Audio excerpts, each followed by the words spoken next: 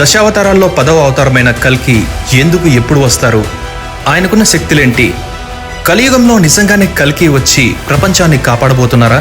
ఇక ఏమాత్రం ఆలస్యం చేయకుండా ఈ ప్రశ్నలన్నిటికీ సమాధానం తెలుసుకుందాం.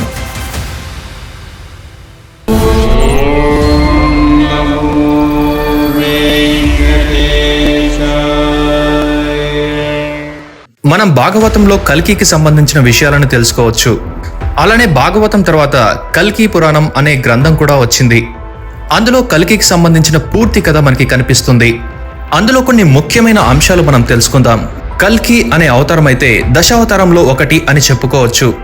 ఆ అవతారం కలియుగం చివరిలో లేదా ధర్మం అదుపు తప్పినప్పుడు వచ్చి ధర్మస్థాపన చేస్తారని పురాణాలు చెప్తున్నాయి. పురాణాల ప్రకారం కృతయుగంలో ధర్మం 4 పాదాలపైన నడుస్తుందని, త్రేతాయుగంలో 3 పాదాలపైన నడుస్తుందని, అలానే ద్వాపరయుగంలో 2 పాదాలపైన ధర్మం నడుస్తుందని, ఇక కలియుగంలో ధర్మం కేవలం 1 పాదం మీద నడుస్తుందని చెప్తుంటారు. కల్కి కలియుగంలో పాపం అనేది మితిమీరినప్పుడు వస్తాడని పురాణాల ప్రకారం నమ్ముతారు.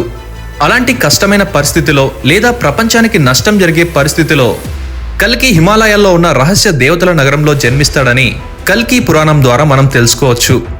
ఆ దేవతల నగరాన్ని చేరి అంతులేని శక్తులను సొంతం చేసుకోవాలి అని కొందరు అనుకుంటే, కనీసం ఆ దేవతల నగరాన్ని చూడాలని కొందరు చాలా అన్వేషించారు, కానీ అది ఎవరికీ సాధ్యపడలేదు. ఆ నగరం పేరు శంబల. అలాంటి రహస్య నగరంలో శంబలలో కలియుగంలో విష్ణు మరియు సుమతి అనే దంపతులకి కల్కి జన్మిస్తాడు. రామాయణంలో ఉన్నట్లే కల్కికి 4 సోదరులుంటారు అని చెప్తుంటారు.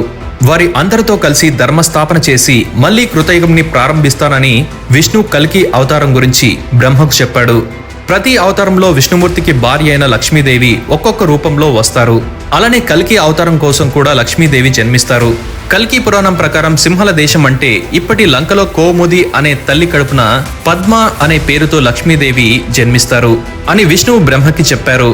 కల్కి మానవుడిగా జన్మించాక ఆయనను కంటికి రెప్పలా కాపాడడానికి సాక్షాత్తు ఆ ఆదిశక్తి రక్షకురాలుగా ఉంటారు.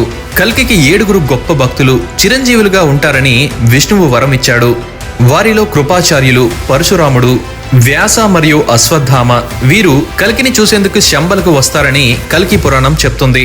వీరు 4 కల్కి ధర్మస్థాపనలో సహాయం చేస్తారు. వీరే ఆ పిల్లవాడికి కల్కి అనే పేరు పెట్టి వెళ్తారు. కల్కికి పరశురాముడు గురువుగా ఉంటారని, అప్పటి వరకు ఆయన మహేంద్ర పర్వతం పైన తపస్సు చేసుకుంటూ ఉంటారని పురాణాలు చెప్తున్నాయి. అలానే పరశురాముడు కల్కికి తను ఎందుకు అవతరించాడో కూడా చెప్తారంట. ఆ తర్వాత కల్కి శక్తి కోసం ఆ పరమశివుడికి తపస్సు చేశాడు. ఎందుకంటే కలియుగంలో అధర్మాన్ని అంతం చేయాలి అంటే శివాంశ ఖచ్చితంగా ఉండాలి. ఆ శ్రీ మహావిష్ణువు శక్తితో పాటు లయకారుడి శక్తి కూడా కలిస్తేనే కల్కి అవతారం. కల్కి పురాణం ప్రకారం అద్భుతమైన శంబల గ్రామాన్ని విశ్వకర్మ కల్కి కోసం నిర్మించారని తెలుస్తుంది. కల్కి అవతారంలో జయ విజయులు కల్కి కుమారులుగా జన్మిస్తారు. అప్పట్లో కీకటపురం అనే గ్రామంలో అధర్మం సాగుతుంది. కల్కి ముందుగా అక్కడి నుండే ధర్మస్థాపన చేస్తాడని పురాణం చెప్తుంది. అక్కడి వారు విచ్చలవిడిగా అధర్మాలు చేస్తూ ప్రపంచాన్ని వారి గుప్పెట్లో పెట్టుకుంటారని వివరించారు. అలా అధర్మం చేసే వాళ్ళని అందర్నీ కల్కి సంహరిస్తాడు.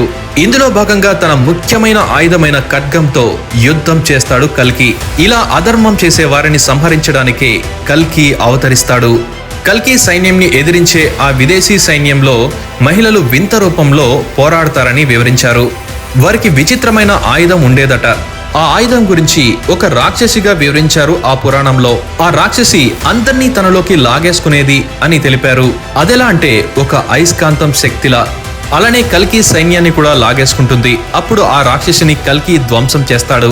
ఆ రాక్షసి పేరు కుదోదరి. కుదరం అంటే పొట్ట అని అర్థం.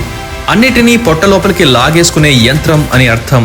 అలా కల్కి కలి ప్రభావంతో ప్రపంచాన్ని నాశనం చేసే శక్తులన్నిటినీ వెతికి మరీ సంహరిస్తాడు. కల్కి శంబలలో 1000 సంవత్సరాలు ఉంటారట. వాయువేగంతో పరిగెత్తే గుర్రం కల్కి వాహనం. ఎంతో ప్రచండమైన ఖడ్గం అతని ఆయుధమని చెప్తూ ఉంటారు. ఇలా దాదాపు 1000 సంవత్సరాల పాటు అధర్మాన్ని సంహరించి ధర్మస్థాపన చేసి కల్కి తన అవతారాన్ని ముగిస్తాడు. ఇది కల్కి పురాణంలో కల్కి అవతారం యొక్క గొప్ప చరిత్ర. ఈ వీడియో మీకు నచ్చిందని అనుకుంటున్నాం. నచ్చితే ఎలా ఉందో కామెంట్ చేసి మా వీడియోని లైక్ చేయండి. ఈ వీడియోని మరింత మందికి షేర్ చేస్తారని ఆశిస్తున్నాం. Thank you.